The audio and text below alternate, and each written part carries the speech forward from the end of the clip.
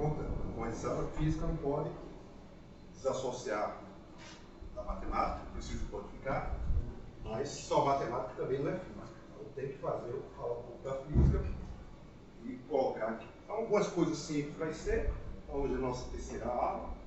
A gente vai fazer hoje a ideia de estado coerente, ou que a gente chama de estado Glauber, vai entender por quê. E vamos falar da estatística da quantização do campo. Para que quantizar o campo? Porque a base da óptica quântica é tratar o campo eletromagnético quantizado. Exatamente essa base. Né? Bom, então, aqui é só o resumo do que é o fóton, né, para quem tem uma ideia do que a gente vai tratar. A gente vai fazer exatamente a ideia do fóton, então ele carrega momento, tem energia e polarização. Essa polarização é exatamente a informação que ele tem. Essa é a base da informação quântica, são esses estados que tem aqui. Certo?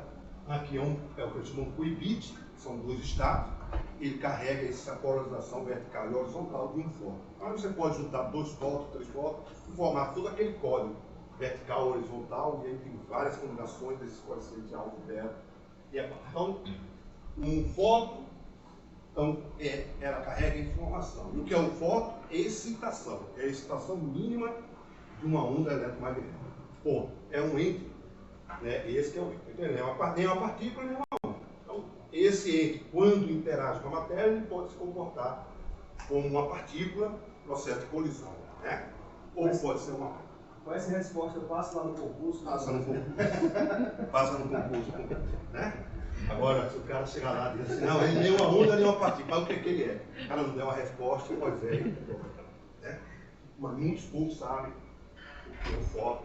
Então, isso aqui, a base, é o problema da dualidade de uma partícula. Isso que eu falei do fóton, da luz, ocorre com a matéria. Então, quando eu vou no mundo do microscópio, também tem um problema da dualidade. Ora ele é a onda, ou é a partícula. Então, um elétron o que é? Não sei. Quando eu faço experimento, eu vou saber se ele vai se manifestar como partícula ou vai se manifestar como onda. Então, ele é um ente quântico, ou um objeto quântico, que tem essa propriedade. Então, todo objeto quântico tem o fenômeno da dualidade onda-partícula. Ele pode se comportar como onda, fenômeno de interferência, ou como partícula, efeito de colisão. Certo? Efeito de colisão. Então, aqui a gente vai aqui fazer uma descrição do oscilador harmônico, tanto do ponto de vista da mecânica clássica, como da mecânica quântica. E depois eu vou tentar justificar para vocês que a onda eletromagnética é um conjunto de osciladores. Certo? Então eu vou calcular a energia eletromagnética e mostrar que ele vai dar exatamente a equação de oscilador harmônico, energia cinética, mais energia potencial. Portanto, toda a física que eu for fazer desse oscilador mecânico, eu vou transportar lá para descrever a luz. Né? Aqui é exemplo de osciladores que a gente estuda em mecânica. Né? Você tem uma força, né? Aí você tem uma equação horária, então aplica a segunda lei de Newton, tem uma equação horária. A solução dessa equação é essa aí, onde A é a amplitude, delta é uma fase, vai depender das condições iniciais do problema. Né? Então isso aí é o básico que a gente tem de mecânica. Então isso aqui tem uma energia que, né, aqui é a energia potencial, só a parte da energia potencial, ela é uma parábola que é o meio de X2. Ou se você quiser colocar em função da frequência angular, ômega igual a raiz de K sobre M, você escreve isso aqui. Isso aqui a gente vai ficar chamando de hamiltoniano. É a energia do meu sistema. Sistema conservativo, o hamiltoniano é a própria energia do meu sistema. Certo? Então, no lugar de eu chamar agora de E, daqui a pouco eu vou chamar de H. Só com comodidade para ficar um pouco mais formal. Certo? Mas é a energia do meu sistema. Então, a soma da energia cinética, né, que é o momento linear, mais a energia potencial. Então, esse probleminha que está aqui, tão simples, é um dos problemas mais fundamentais que tem na física, que eu consigo explicar muitos problemas. Né? Não é só a luz, é muitos problemas. Certo?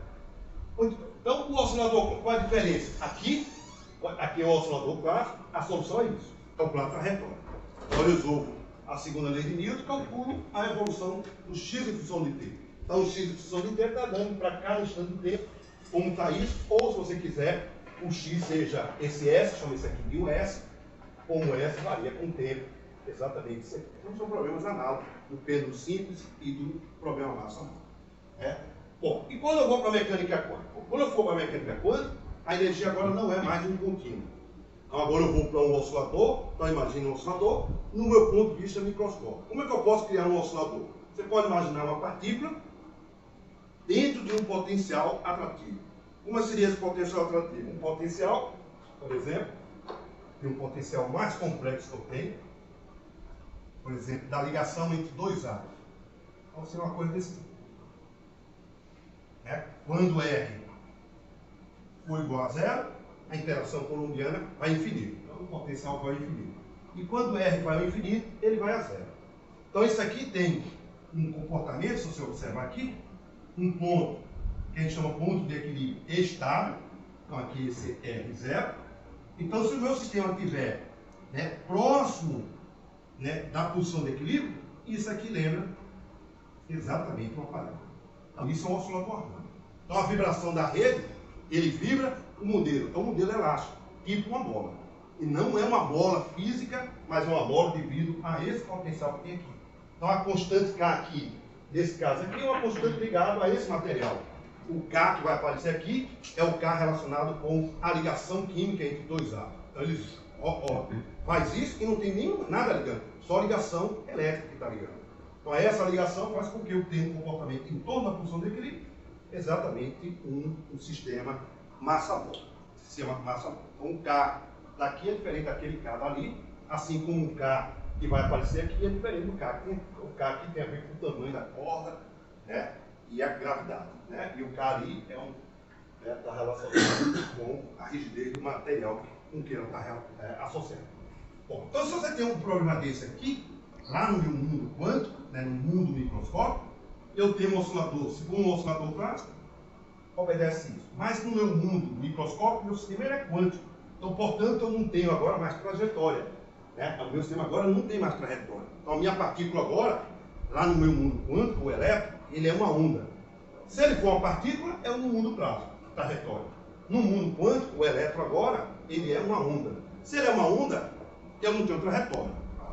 Exemplo da luz. Onde é que está a luz? Eu não sei.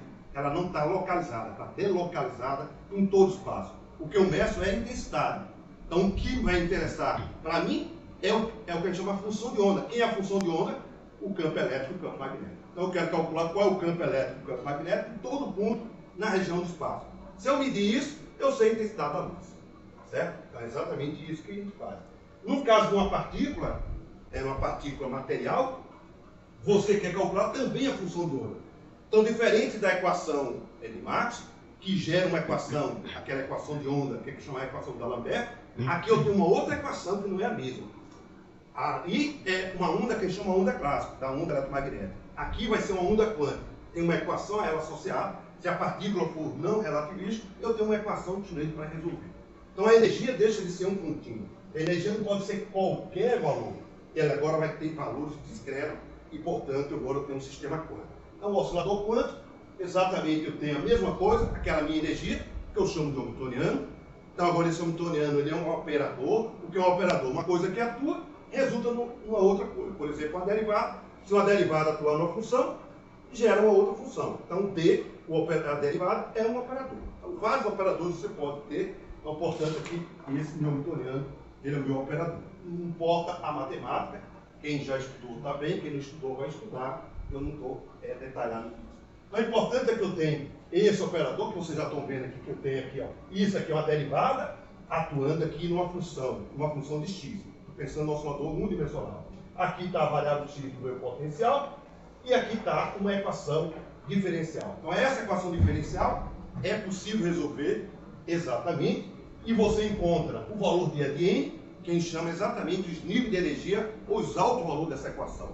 E o φ de N é uma função, que a gente chama de autofunção. E o valor de N é um número quântico. Como eu só tenho uma variável, um grau de liberdade, eu só tenho um número quântico.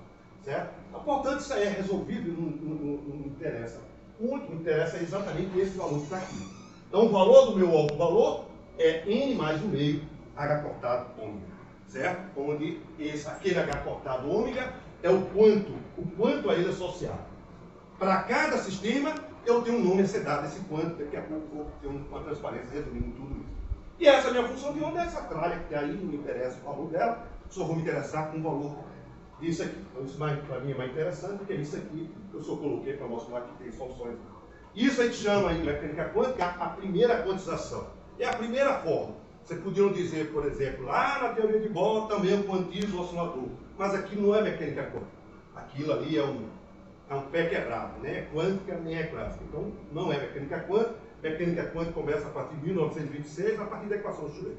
Então, essa é a primeira forma de quantizar um sistema. Que é o exemplo do oscilador. Tem vários sistemas, poucos sistemas que eu sei a solução exata.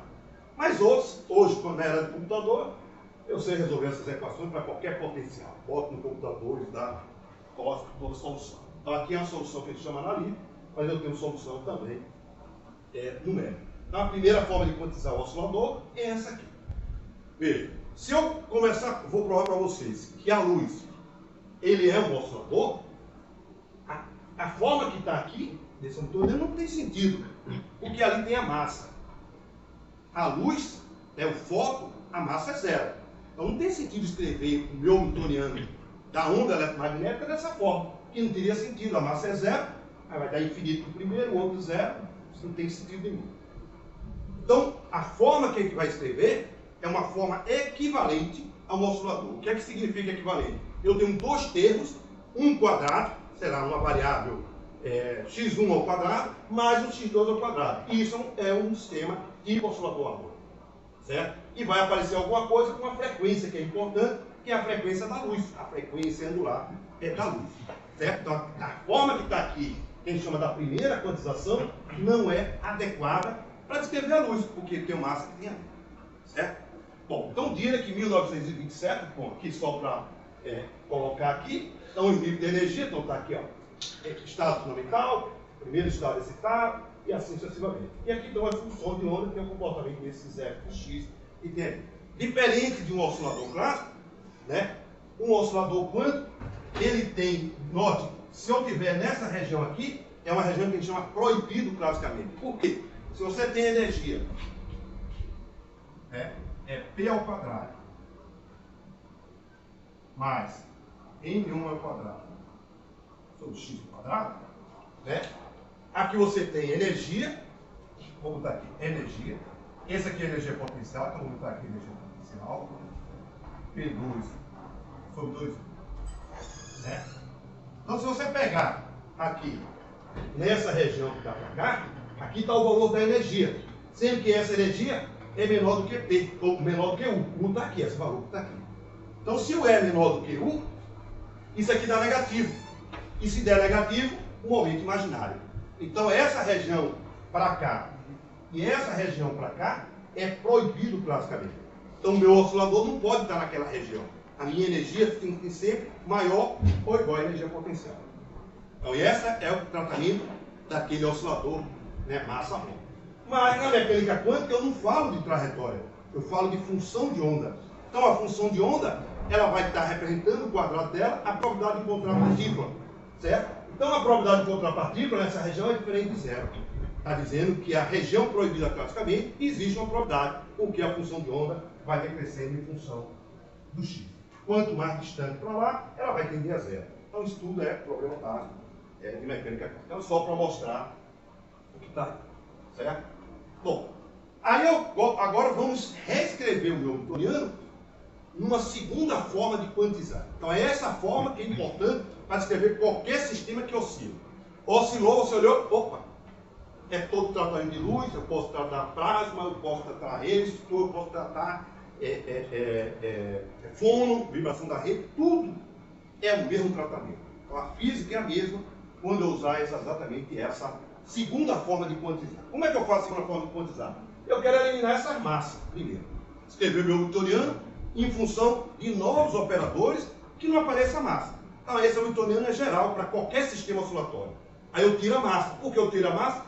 Porque a luz, o fóton, a massa é zero. Então eu não posso dessa forma que está aí.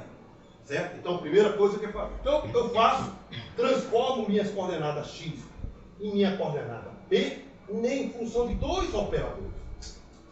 Eu mudo dois operadores, poderia ser x1, x2, a letra que você quiser colocar, você pode. Então, mas é conhecido esses IALAG, e daqui a pouco vocês vão entender o significado físico dele. Certo? Então, se você pegar, tirar aqui o valor de x, tirar aqui o valor de p, substituir nessa equação, você escreve exatamente a forma que é interessante. Então, todo sistema oscilatório, esse é o newtoniano no meu sistema geral. a luz, o plasma oscilando, o fono e vários sistemas que oscilam. Então aqui, esse H ômega, H cortado ômega, é o quanto, é a menor unidade de energia. Então a minha energia do meu sistema, de qualquer sistema oscilatório, é um múltiplo inteiro de H cortado ômega, certo? De H cortado ômega. Então eu sei agora, a partir disso, eu sei o espectro de energia. Então é H cortado, N mais o meio. Esse N mais o meio vai ter uma importância fundamental na física. Porque N é um múltiplo inteiro de H cortado ômega, mas tem um meio aqui que vai fazer uma diferença enorme. Porque quando N igual a zero, é o menor valor da energia do que no oscilador. Ela tem uma energia diferente de zero. Isso se deve para o que a gente chama de flutuação quântica, que é exatamente o princípio da incerteza. Uma partícula não pode ter coordenada em momento. Devido a isso, o princípio da incerteza que chama-se flutuações. Então, eu estou calculando desvio, né, da minha variável x e desvio do meu momento p. Essas flutuações quânticas, naturalmente, não vou fazer aqui, a gente prova que tem que ter uma energia mínima. E essa energia mínima é H cortado sobre 2. Então, essa é zero aqui. Eu vou mostrar daqui a pouco um fenômeno que chama o estado fundamental. Certo? O estado fundamental. Então, significa o quê? Se eu pegar um sistema numa rede vibrando, que é a vibração da rede, né? Se eu diminuir a temperatura, ele vai parando de vibrar. Se eu botar T igual a zero, que é inatingível, mas só o imaginário nosso, botar 0 Kelvin, é a menor temperatura. Se eu botar a menor temperatura, ele vai para menor energia, não é energia zero. Então significa que mesmo em T igual a zero, os meus íons que tem do meu cristal não ficam parados, eles ficam vibrando. E essa vibração se deve à mecânica quântica, à vibração da rede. Então essa é a energia de T igual a zero. Certo? Se eu pensasse do ponto de vista lá do tratamento da velha mecânica quântica, que a gente chama de Bohr, a energia era zero do oscilador harmônico. Então significa que se o meu oscilador harmônico, se eu pegar a rede, se eu botar T igual a 0 Kelvin, os íons ficariam tudo parado. Mas você vê se está tudo parado, a mecânica quântica diz, eu não posso ter coordenada em momento simultâneo. Então, o que a gente chama de flutuação quântica faz com que ele fique vibrando com uma energia mínima. E aí esse valor desse valor está aqui. Então isso é um resultado extremamente importante. Bom, esses operadores obedecem certa regra, então isso tudo é um curso grande, mas a ideia que fica. Então esses operadores A e a DAG, então agora no lugar de eu falar de função de onda, então eu saio de função de onda, então aqui é, né, porque você veja, função de onda, isso serve para um elétron. Mas agora se eu quiser tratar um sistema como o spin do elétron, não tem função de onda. Aí eu crio um objeto com a polarização do fóton. A polarização do fóton não tem função de onda. Ela tem um vetor que pode ser ou vertical ou horizontal. Então a gente representar essa função de onda, a gente representa com um objeto, um vetor assim. Bom, é o que chama notação de Dirac. É a mesma coisa. Então, no lugar de representar a função de onda, porque nem todos os objetos quânticos têm função de onda, exemplo, a polarização da rede, a polarização do fóton, não tem função de onda. Ela tem um estado vertical ou horizontal. Então, a gente trata através desses vetores.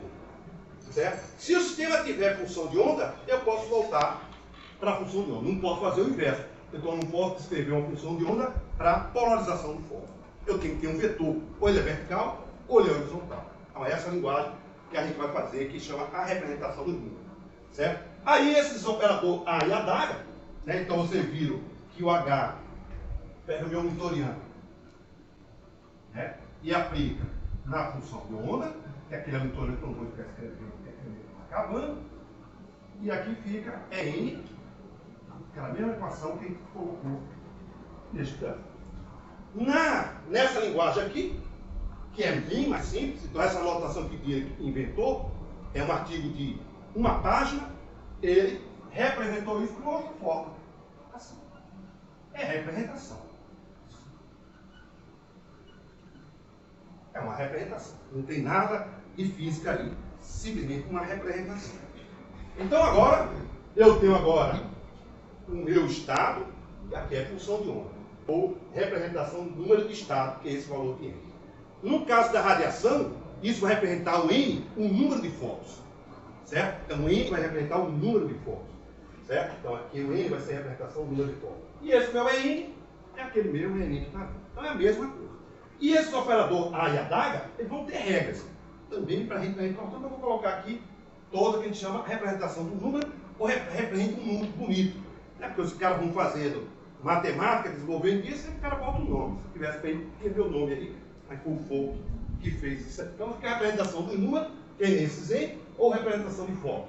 Né? Aí, então tem aqui uma tabela de propriedade, que não é relevante para a gente, porque não é isso que eu estou interessado. Interessado é, basicamente, na física que vai fazer. Então aqui tem várias propriedades, relação de comutação entre A e adaga, como A e o adaga atua no estado N. Então note que esse A mais, né, que é aquele A de atua em N, ele passa para o estado N mais 1. Então esse adaga representa o operador criação, certo? Então ele criou. Então ele atua no estado do fóton com N, ele cria mais um fóton, N mais 1. Então ele criou mais um fóton, ou mais um quanto, né? Um quanto de qualquer grandeza, não precisa ser o fóton necessariamente.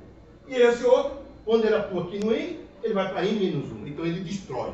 Então esse operador A é o operador de destruição, e o operador adaga é o operador de criação. Então é só representação, mas a gente não vai no ter isso. Então isso aqui é só dar um resumo de tudo que quem fez vai fazer mecânica quântica, quem já fez, ou já viu, ou vai aprender. Então isso aí o cara vai ver isso lá no curso de quântica, com certeza.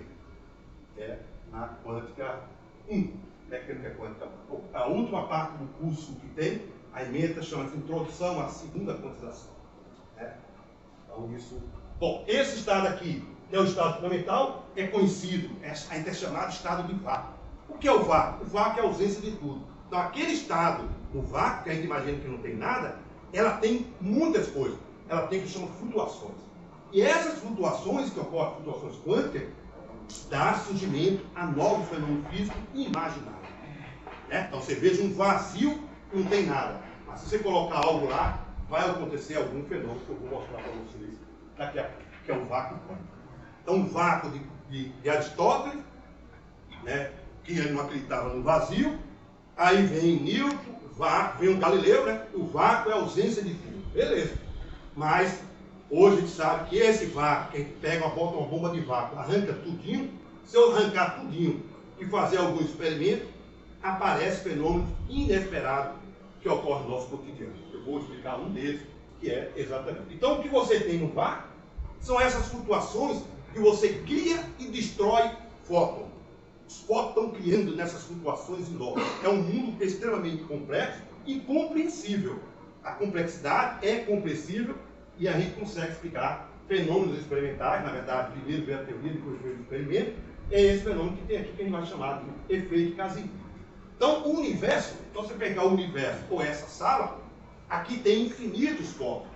Se você tiver no estado fundamental de menor energia e você somar todos os fótons, essa soma dá infinito. Estou interessado. Vou tratar infinito. Diga. Vou fazer uma pergunta trazendo para a minha tese, tá bom? O senhor falou que o mínimo nível de energia, mesmo assim ainda tem a vibração lá, né? E eu posso considerar essa vibração como um ruído. Ruído quântico. Ruído quântico, não... São flutuações quânticas. Tá. Mas se eu circulo um elétron por aí, eles estão vibrando, né? E aí o elétron bate lá e aumenta o nível de ruído. E aí pode se tornar um ruído branco, por exemplo. Note que tudo isso, para ocorrer, eu tenho que estar em baixíssima temperatura. Sim. Então, baixíssima temperatura que a gente consegue nos laboratórios é 10 a menos 10 Kelvin. É um 0 Kelvin, né? É o menor temperatura. O 0 Kelvin é inatingível. Não pode. Terceira letra termômetro não. Certo? Então, se você estiver em alta temperatura, ele não vai estar nesse estado. Então, se você tiver lá um sistema e tiver na temperatura ambiente, os efeitos quânticos não vão se manifestar para você. Então, tem que estar em baixa temperatura. Certo? Então, baixando muito a temperatura, todos os fenômenos que você faz no laboratório, vai aparecer novo fenômeno diferente. Que a mecânica quântica vai nos dar novos fenômenos. Certo? E tudo que você está fazendo lá na temperatura ambiente, se você baixar, você pode encontrar resultado diferente. E novos resultados, que é exatamente isso que os caras fazem na hora que está fazendo isso. Coisa inesperada. Né? E quem explica isso? Exatamente, tudo é flutuação quântica.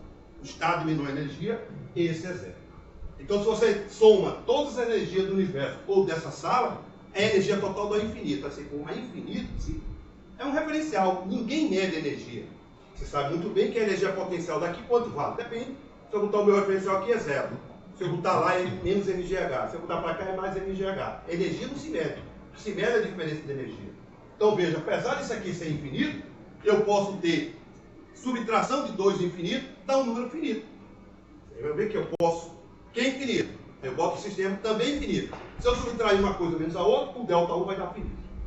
E essa é uma coisa extremamente interessante. Isso aqui não interessa exatamente esse efeito Casimir.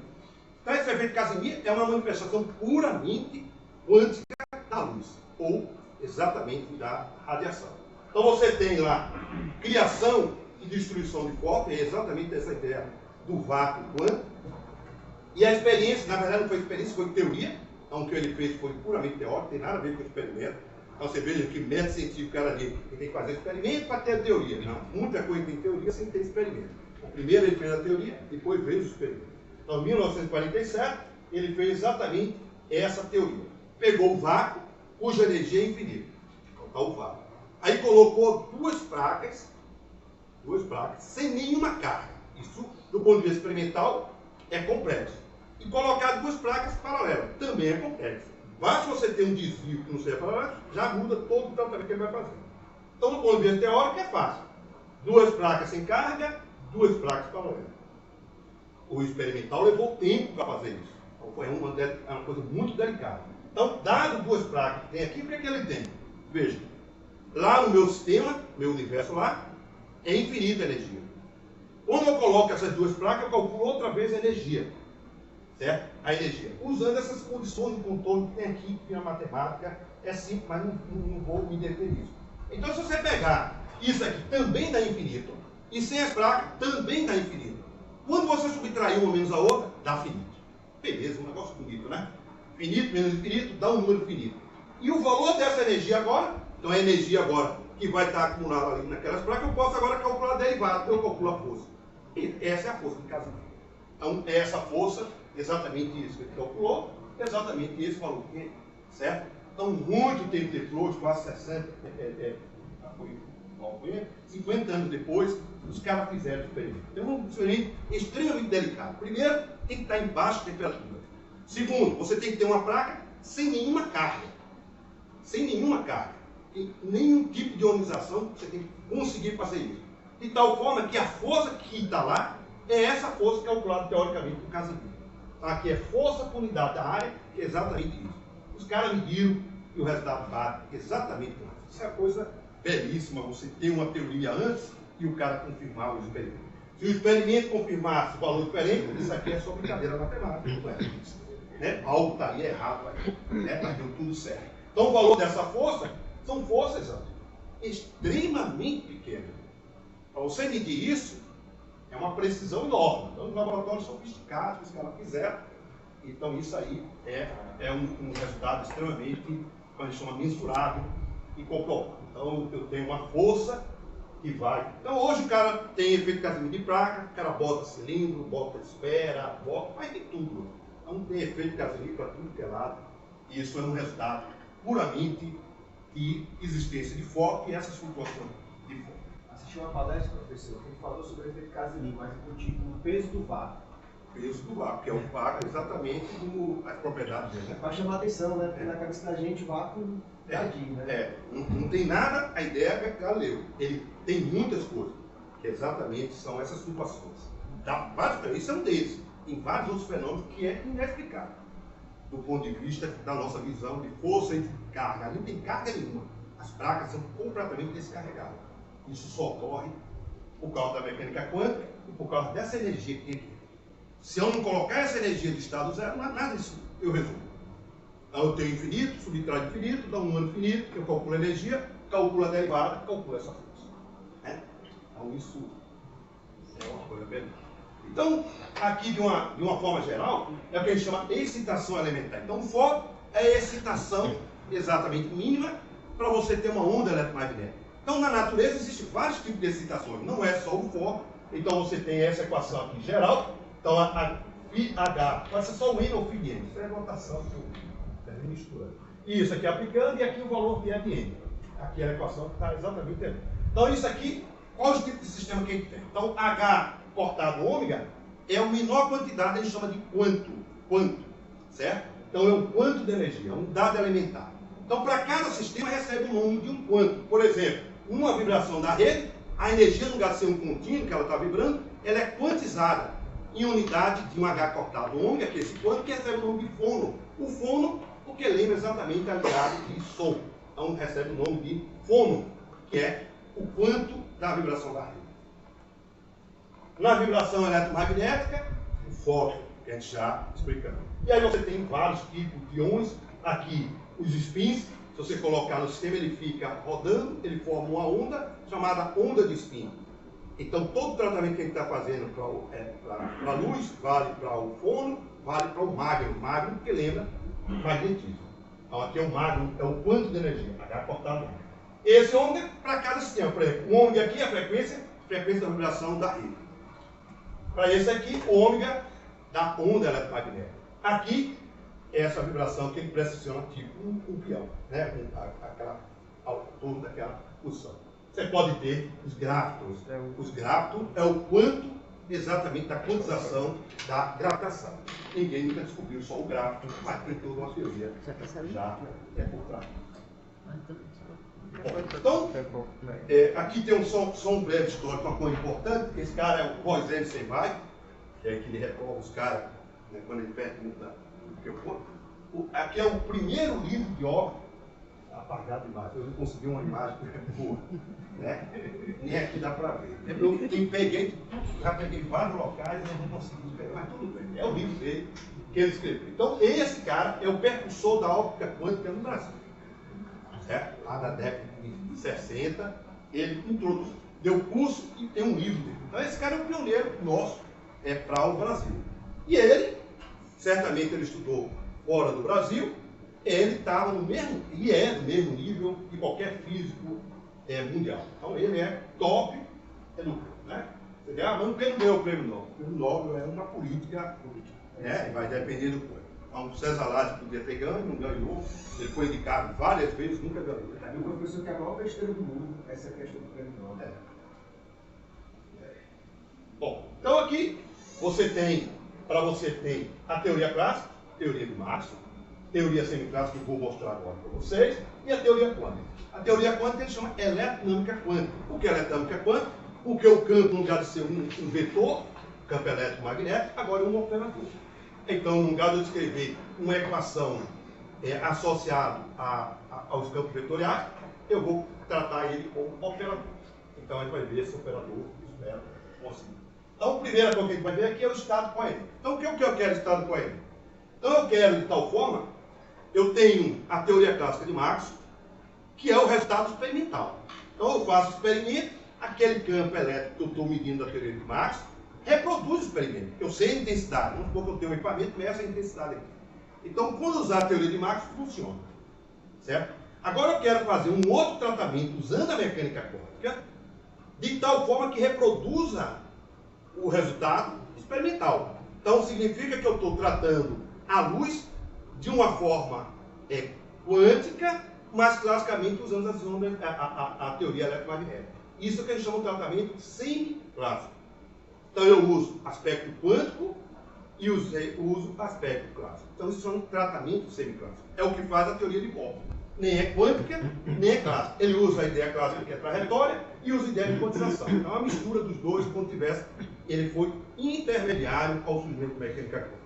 Então esse tratamento aqui, a teoria semiclássica, ou estado coerente ou estado de Glauber, que foi ele que inventou exatamente esses estados para eu conseguir descrever o campo eletromagnético. Certo?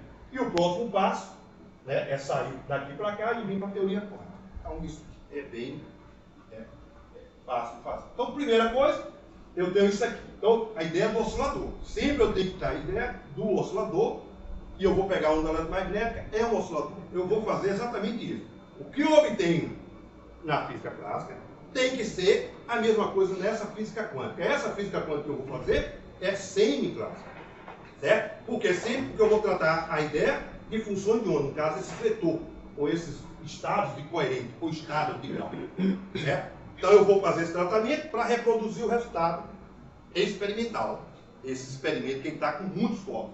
Quando eu tiver com poucos focos, por exemplo, 3, 4 focos, aí não dá para fazer o tratamento semifrágil. Eu tenho que fazer um tratamento puramente quântico. Muitos focos, que é isso que está emitindo, tanto faz eu tratar ele, basicamente teoria eletromagnética, ou usar esse tratamento, que é um quântico, que são em função desse estado, que vai produzir o estado prático. Quando eu tiver com poucos focos, isso aqui não funciona mais. Certo? Então você nota que eu estou fazendo um tratamento para quando eu tenho uma radiação com muitos focos. Certo? Com muitos focos. Se eu botar agora 4, 5, 10, 20 focos, aí os aspectos do quântico começam a se manifestar. Aí eu tenho que recorrer exatamente à teoria quântica do campo. Né? A teoria do quântico do campo é a quantização do campo, que recebe o nome de eletrodinâmica quântica. Né? Isso foi feito por Dirac em 1927. Então, em 1926 foi introduzido a equação de Schrödinger. Um ano depois, o Dirac quantizou o campo eletromagnético. Então, você vê rapidamente, certamente por trás. Então, aqui você tem, só para colocar aqui, então eu tenho essa equação, a segunda lei de Newton, então aqui é a velocidade, momento sobre C. Eu estou botando esse C para dizer que é a variável associada à mecânica clássica, né, à física clássica, daí o osciladorzinho bonitinho. Aqui a derivada de P me dá força, então aqui está a força, K multiplicado por X, certo? Então eu tenho essas equações que estão aí. Né? Aí eu vou definir duas variáveis, que na ótica é muito interessante para fazer um plano, um gráfico, um plano chamado as quadraturas, X1 e X2.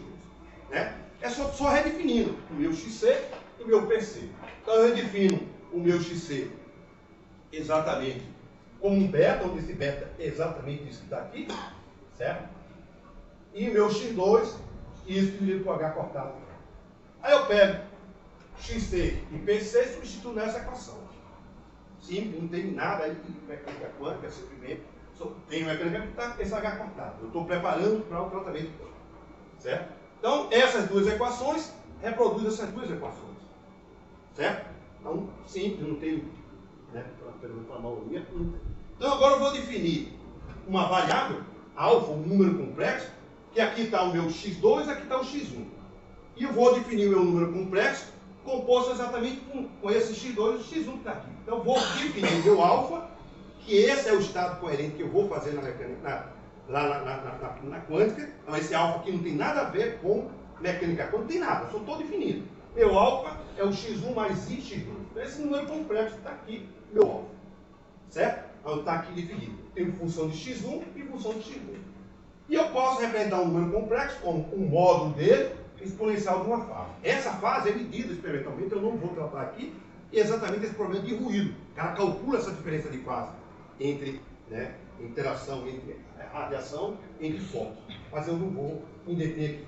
Então, que é uma fase medida, ou pelo menos a diferença de fase é medida, certo? E aqui é o módulo disso aqui. Tem relacionado com isso. Então, eu vou reescrever essa equação numa única equação do Como é que eu faço? Multiplico essa equação por I, ou essa por I, somo um aumento mais outro, e eu reproduzo essa equação. E está aqui.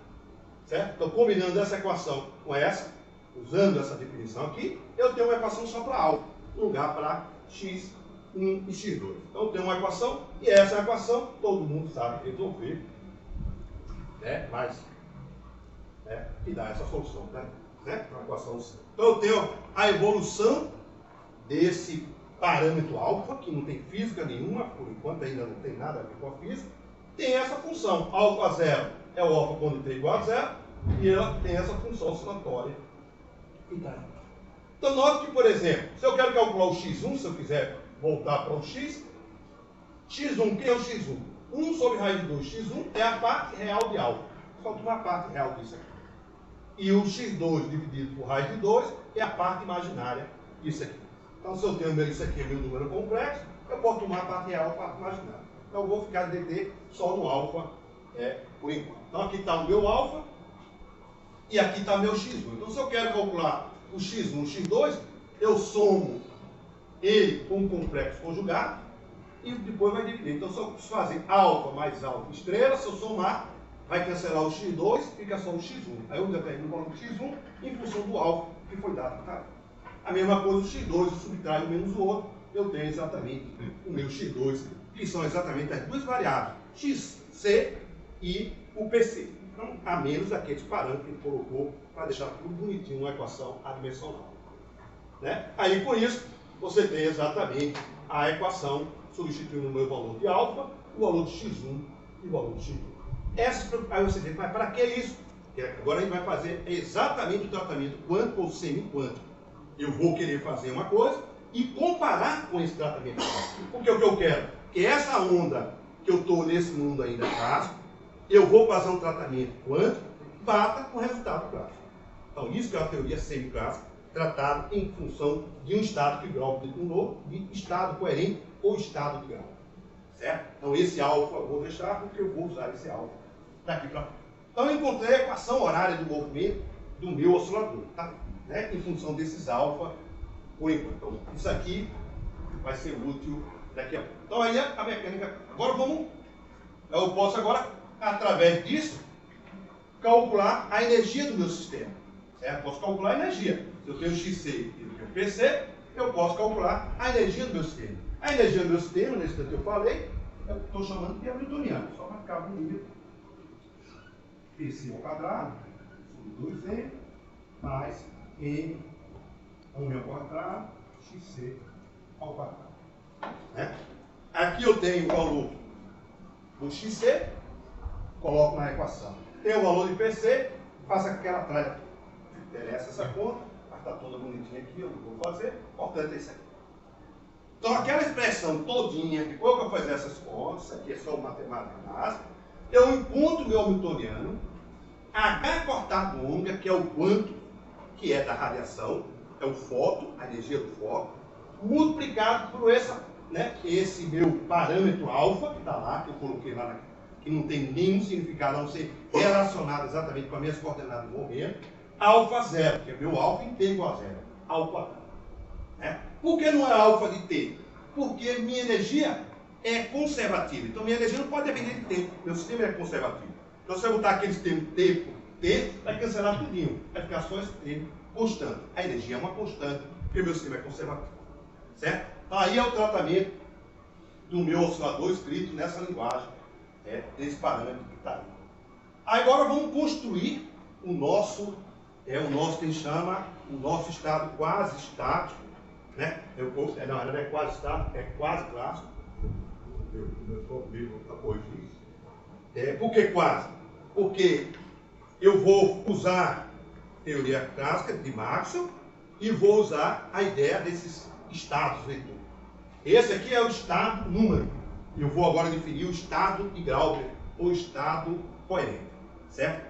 Aí agora eu vou definir agora meu x1 e x2, que eu defini anteriormente, em função das minhas variáveis A e a DAGA, que eu falei lá naquele anterior. Então, note que agora eu estou fazendo um tratamento quântico. Então, meu x1 e x2 agora, eu estou botando esse chapéuzinho para dizer que é operador, ele é em função desses A e a DAGA, dessa forma que está aqui. Né? Então, eu estou usando a mesma definição que eu usei na mecânica clássica, reescrevendo ele. Agora, o meu x e o meu p são esses operadores que estão aqui. Eu deixei ele agora numa linguagem.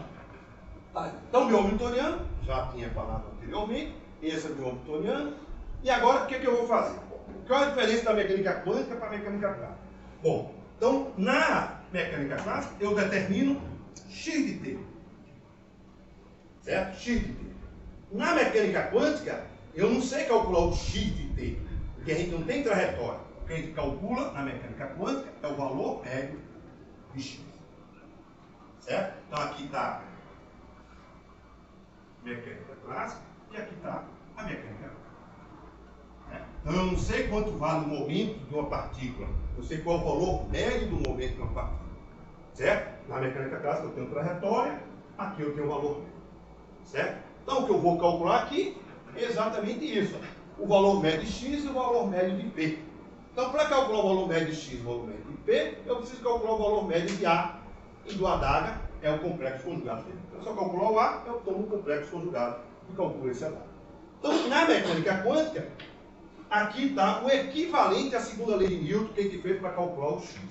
Então, aqui eu tenho uma equação de Newton para resolver, e aqui na mecânica quântica eu tenho uma equação chamada de Heisenberg, ou essa equação que está aqui. Não fique assustado quem nunca viu, isso não é relevante. Importante eu sei resolver essa equação. Aqui, ó, esse A é o valor médio, porque eu preciso do valor médio para calcular o valor médio de x. Então isso aqui é o valor médio do comutador de A com H. Como é que eu calculo isso aqui? Eu sei como faz isso. Então eu só vou colocar o resultado. Certo? Vou colocar o resultado. Então você veja, interessante é que aquela equação que tinha do alfa é uma equação desse tipo que tem aqui, ó. Derivada do alfa é menos I ômega alfa. Tá vendo aqui? Que agora eu estou fazendo para esse A, que é esse operador que está aqui, é o operador de destruição. Então tem essa equação. Qual é a solução dela? Está aqui a solução dela. Simples, igualzinho aquele do outro alfa. Certo? E o adaga é o complexo conjugado disso. Complexo conjugado. Então note que agora eu determinei isso, eu posso determinar o valor médio do x1. Boto aqui o valor médio desse, o valor médio desse, somo e vejo como a gente vai ficar. Uma equação semelhante. Exato. Então quando eu colocar isso, eu fico com essa equação que está aí. Certo? Se você comparar essa equação do x1, que eu fiz agora usando mecânica quântica, com o x1 usando a mecânica clássica, eu comparo a grandeza a ela associada. Lá, o x1 tem a ver com os alfa. Aqui tem a ver com o valor médio desses operadores. Então a conclusão, quando eu faço a comparação, porque eu quero que sejam iguais, tratamento que eu vou fazer da onda, né, eletromagnética bata com o experimento, então o meu tratamento quântico tem que bater com o experimento, que é o mesmo tratamento clássico. Então, esse valor médio que tem aqui é o próprio nosso alfa. Porque lá na equação que a gente fez na nossa laboratório. Então essa é a primeira conclusão que a gente vem sobre o meu estado coerente. Então exatamente esse valor médio é comparado com o x1 que a gente nesse tempo colocou e o valor médio de x2 com o x2 que a gente calculou nesse tempo classicamente. Para fazer esse equivalente, a gente chega à conclusão que o valor médio do A, né, igual a zero, é o próprio alfa. Isso é a primeira parte do trabalho de Grau de 1966. Certo? Então essa é a primeira conclusão para ele passar. Pronto. Já animação, mas aqui está. Então aqui está o meu Hamiltoniano. Então agora meu Hamiltoniano agora. Nesse tanto a gente viu que você tem esse N barra. E a gente viu que o A ele é o alfa zero. O A aproximadamente ele é igual ao alfa zero. Se eu fizer A vezes a adaga, feito complexo lugar, dá um módulo de alfa zero ao quadrado. Então, se você tem aqui na mecânica quântica, olha, que é o Hamiltoniano da mecânica quântica, certo? Então, é o valor médio. Na mecânica clássica, a gente provou nesse tanto certamente isso. Então, veja, para eu sair daqui para cá, eu tenho que tirar essa energia do estado fundamental. Então, quando a extinção ocorre? Quando esse N bar, que é isso aqui, é muito grande. Exatamente. Quando eu tenho muitos focos, o tratamento clássico é igual ao tratamento quântico. Então, se eu tiver muitos focos, que é esse N que está aqui, você despreza esse meio. Aí dá a mesma equação que está exatamente tá aqui. Né? Então, agora eu já sei passar da mecânica quântica para a mecânica clássica. Então, no meu eletromagnetismo, eu tenho que ter muitos focos. Se eu tiver muitos focos, tratamento da teoria eletromagnética. Então, estou construindo essa mecânica quântica. Né? Então, o Glauber definiu agora, a partir desse alfa, obtido lá dos movimentos oscilatórios, o estado dele. Então, o meu operador A, esse alfa, né, multiplicado, né, é uma equação de alto valor. A atual de alfa dá alfa vezes A. Por que ele construiu isso? Vou dar aqui uma pequena justificativa. Primeiro se você calcular o valor médio de x, nesse estado, que a gente chama representação número de foto, número de quanto de alguma coisa, isso vai dar zero. E isso aqui vai ser, não se assusta. Aí x tem alguma coisa aqui que eu não me lembro, A mais a taxa. Aplicada. Aí o que acontece? O adaga, quando atua aqui, vai para N mais 1. Aí o vetor N mais 1 é diferente do vetor N. É o produto de dois vetores. Aí dá zero. Esse A, quando atua aqui, vai para N menos 1. Então dá o vetor N menos 1 multiplicado por N. O produto vetorial mesmo. Dá zero. Então esse resultado é zero. Então você veja que na minha mecânica clássica, no meu oscilador, eu quero que esse valor médio seja o valor médio de x em t. É isso que eu quero. Então você vê que nessa representação que está aqui, foi exatamente isso que o Glauber percebeu, na representação número, não é uma boa representação para descrever a onda eletromagnética. Porque nessa representação, eu não reproduzo a teoria clássica. Certo? Aí ele criou um outro estado, que é esse estado alfa, que ele é uma combinação linear desse estado de representação. Esse estado é chamado o estado de Grauber, o estado coerente. Agora sim, nesse estado, se você fizer agora, ó, x no estado alfa,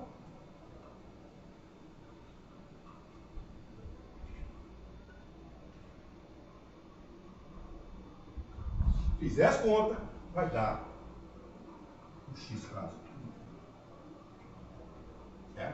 Então é exatamente isso que ele viu, percebeu.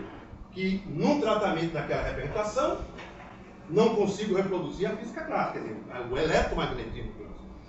Então nessa representação não é uma boa representação para descrever a onda eletromagnética. Diga. O alfa, aqui.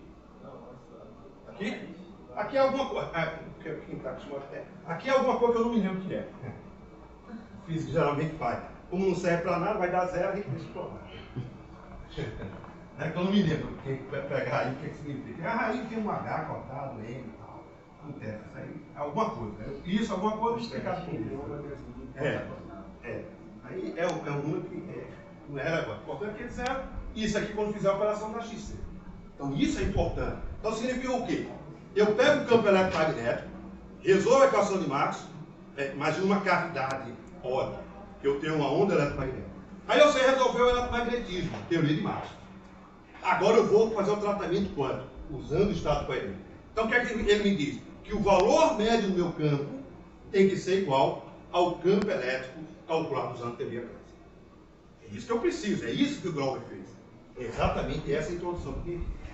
Certo? Então essa é o próximo passo. Então esse estado coerente era representado por essa forma. O que me interessa é que ele está me dizendo que era uma combinação linear de todos os estados, né, de número. Número de fóton. Então n igual a 0 é 0 fóton, n igual a 1 fóton, 2 fótons, essa combinação linear que está exatamente. Então, a gente agora já aprendemos que para eu sair da quântica para a mecânica clássica, eu tenho que ter muitos fótons. Muitos fótons significa que eu posso usar a teoria eletromagnética.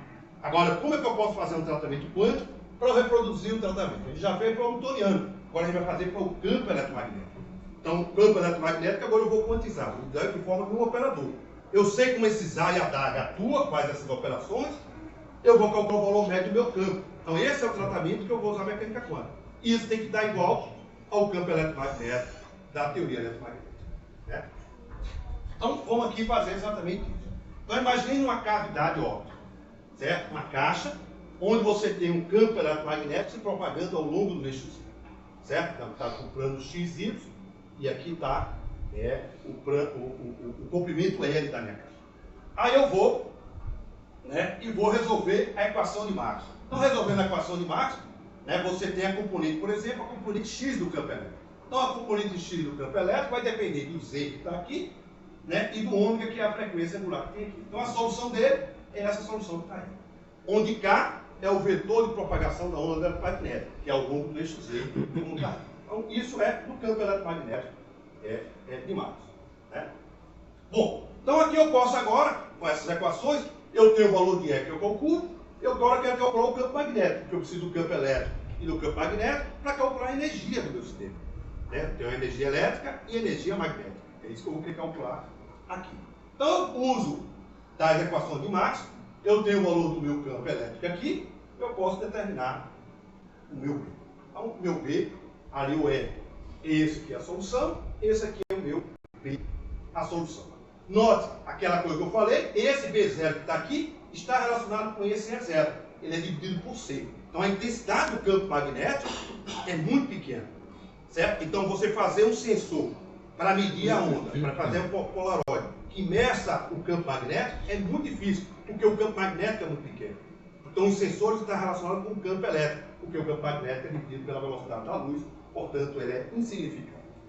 Bom, apesar da intensidade ser muito pequena, a energia magnética é igual à energia elétrica. Eu vou fazer aqui as continhas rápidas para mostrar para você.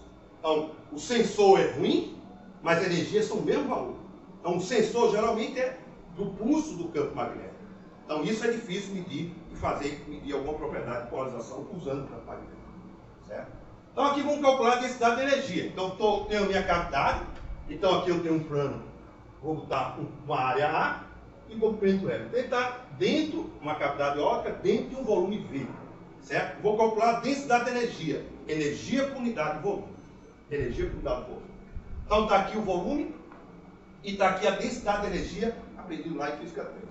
Então aqui a densidade de energia elétrica e a densidade de energia magnética. Então eu vou calcular esses dois que estão aqui. Então está aqui, vou calcular isso, pega a densidade e multiplica pelo volume. Certo? E multiplica pelo volume. Então substituo lá o meu campo elétrico, está isso, está aí. Aqui eu tenho a integral de Z, isso aí é a integral simples de fazer. De tal forma, eu uso a condição exatamente que a onda está dentro da minha cavidade, que eu chamo de estado estacionário, ela não pode sair aquelas paredes. Então eu tenho essa condição para o K. Então o K não é qualquer valor, porque ele está dentro, é feito uma corda estado estacionário. Então agora eu estou dentro de uma cavidade. Então com essas condições, eu faço essa integral e encontro esse resultado. Né? Certo? Faço a mesma coisa, então eu fiz aqui só a parte elétrica. Vou fazer a mesma coisa para a parte magnética. Depois somar os dois. Na parte magnética, a mesma coisa. Pego o meu B, eu isso, faço essa integral. Uso essa condição de onda estacionária, encontro minha densidade ou minha energia no meu sistema. Note que aqui todos os dois têm um volume. Aí eu vou dividir por volume e eu calculo essa densidade de energia. Então o hamiltoniano eletromagnético é a soma da energia elétrica, nesse sentido obter, e da energia magnética. Então tem que somar dois tipos de energia, essa é a energia total do campo eletromagnético. Aí eu posso relacionar esse B0 e esse B0. Nesse momento a gente viu a relação, acho que não teve tempo que tá. O B0 é 0 sobre C, e C é 1 sobre raiz quadrada de B0 vezes E0. Então eu substituo aqui, aí vai ficar um seno ao quadrado mais cosseno ao quadrado igual a 1. E dá exatamente isso, o campo eletromagnético. Então dá uma constante, uma imaginada. A energia é uma constante, ela não se dissipa no espaço. Então não independe do tempo. Bom, então, dado aqui o campo eletromagnético, agora vamos mostrar como isso aqui, essa equação que está aí, ela lembra exatamente um oscilador harmônico, aquele P ao quadrado sobre 2M, M ao quadrado, está aqui. Então, vamos redefinir as minhas grandezas que está no meu hamiltoniano, em função de novas variáveis. Então, vou chamar de um Q e P, para lembrar exatamente o nosso X e o nosso P. É só redefinir. Então, eu vou definir um Q, que é dado exatamente por isso. Certo? Então, isso aqui é isso vezes a de X. E meu P em função do B. Então, note que meu Q, que é a variável coordenada, tem a ver com o campo elétrico E. E meu momento P, que eu estou redefinindo, está relacionado com a componente B de Y do meu campo magnético. Aí, quando eu fizer essa mudança, está a equação do oscilador harmônico. Então, você vê que a onda eletromagnética nada mais é do que uma coleção de oscilador harmônico. Então aqui está exatamente a equação, não tem massa, como a gente queria, não pode ter a massa, porque se eu colocar a massa, não tem massa, o foco, a massa é zero. Então essa é a equação geral, aqui está a frequência e está exatamente isso. A solução disso, na mecânica quântica, é de um oscilador harmônico. Então está aí exatamente, se você quiser sair daqui e voltar para o nosso oscilador, você vai fazer essa mudança, volta para o oscilador com massa. Então, meia onda eletromagnética, ele é um oscilador. Então, toda a mecânica quântica que faz lá na equação de Schrödinger, eu vou usar exatamente para quantizar o campo. Então, rapidamente, eu vou só colocar aqui. Então, como o Q ele é proporcional a isso, e o Q agora, então aqui está o Fx, então eu posso tirar aqui o valor de Fx em função de Q. E tirar o valor de B de Y em função de P. Esses Q e P, quando eu fiz lá a segunda quantização, tem a ver com os operadores A e H. Então agora eu só vou fazer a mesma coisa que eu fiz lá na segunda quantização, botar aqui em função de A e H. E aí eu estou quantizado o meu campo. Então o meu oscilador fica exatamente isso, vou colocar aqui, aqui. Então está aqui exatamente o equivalente que a gente fez com as coordenadas. Agora a gente está fazendo com essa variável Q e P. Que o Q é proporcional ao Fz, o Fx, e o outro proporcional ao B de Y. Então essas duas variáveis estão me dizendo que o campo eletromagnético vai ficar escrito exatamente isso. Então agora o meu campo eletromagnético, então aqui exatamente está o que a gente chama a eletrodinâmica quântica. Eu estou fazendo o tratamento da luz partindo da teoria eletromagnética, que é a equação de onda do fóton. A equação do fóton é a equação eletromagnética. E estou colocando agora a quantização. Então, quantizei porque agora meu campo elétrico não é mais um vetor, ele é um operador. Ele é um operador. Certo? Então, se você calcular o valor médio desse operador usando a representação número, isso vai dar zero. Porque quando fizer o valor médio, vai aparecer uma coisa desse tipo. Vai dar zero. Então você vê que na representação número, essa representação número de fóton, não é uma boa representação para descrever a onda eletromagnética no tratamento quântico. Aí por isso que o Graup inventou a representação, né, do estado coerente. Então, esse meu campo elétrico, que é um operador, eu vou calcular o valor médio dele. O valor médio dele tem que dar exatamente o E de X calculado classicamente. Então, nota que eu estou a mecânica quântica, como eu tenho muitos fótons, esse meu tratamento tem que dar exatamente igual ao tratamento usando classicamente. Certo? Então, exatamente, eu tenho o meu operador aqui, é só fazer. Então, aqui eu não vou me meter mais nisso, porque eu posso agora brincar com isso. Volto para o operador interno. Você vê que tem toda a consistência introduzido por Dirac em 1927. Veja. Tá? Então, por exemplo, exatamente isso. Se eu quiser calcular agora, minha mecânica quântica, calcular o valor médio no estado N, isso dá certo. Isso vai dar certo. Como é que tem aprovado? Então, calcular, né, isso nesse espaço não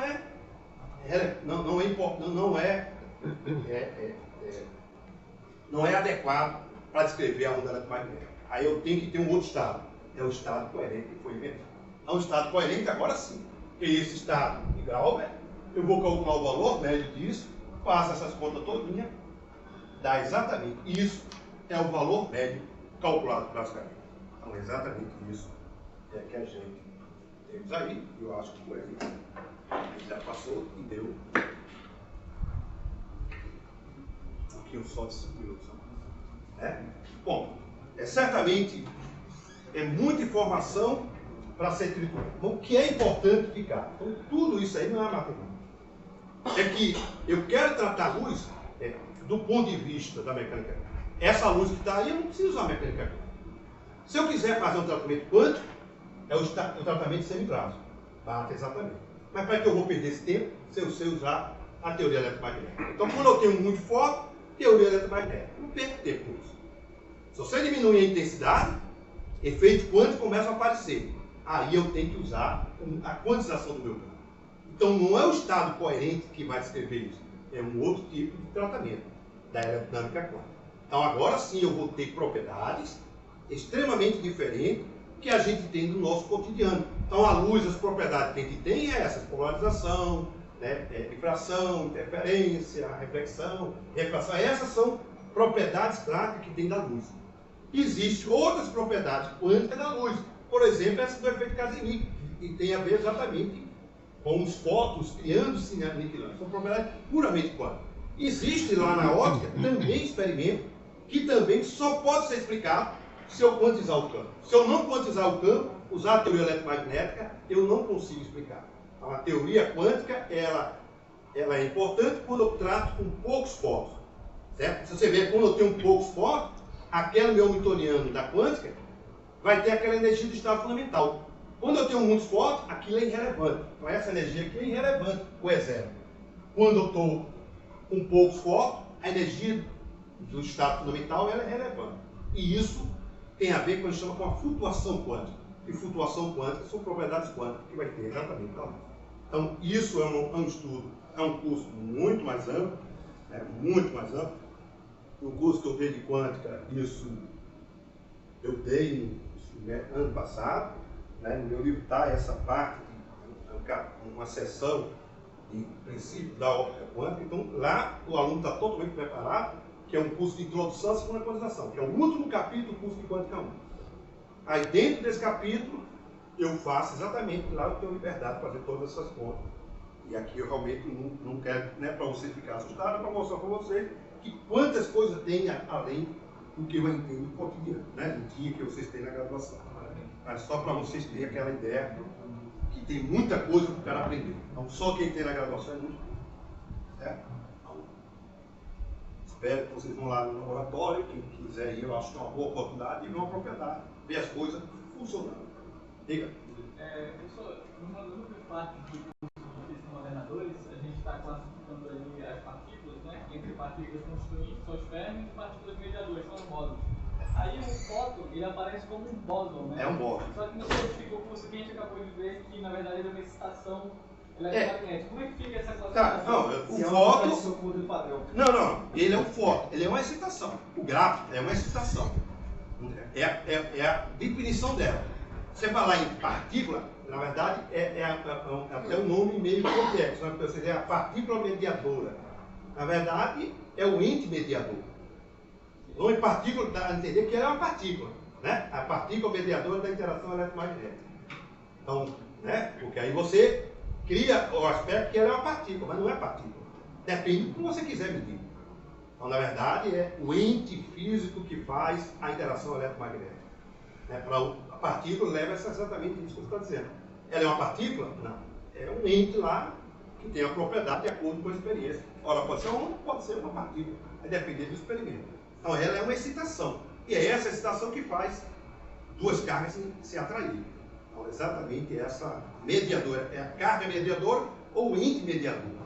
Eu acho que a palavra tirar a partícula, o cara não pensar que ela é uma partícula.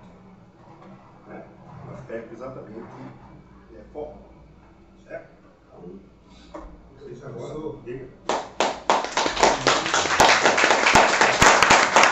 Quem quiser entender, eu vou colocar na página, isso aqui eu peguei parte, que é a parte do meu capítulo 7. É por 50 páginas, só que é o princípio da óptica quântica. O livro está carregado, mas é para isso mesmo. Aqui tem tudo. Tem todas essas contas, tem essas coisas, tá bem detalhado. Eu vou colocar, Spoiler. vou colocar lá onde tem lá o coisa, o PDF lá, porque dá para colocar lá na página do dever. Aí vou mandar botar o PDF, quem quiser pode pegar o PDF. Show. Entregar isso na mão não adianta, porque ninguém vai copiar isso. Né? E isso está incompleto, tá? Então, alguém vai ver erro, tem que ficar errinho ainda. Pode botar o livro completo. Erro de completo tem erro, mas esse está completo. Valeu, professor.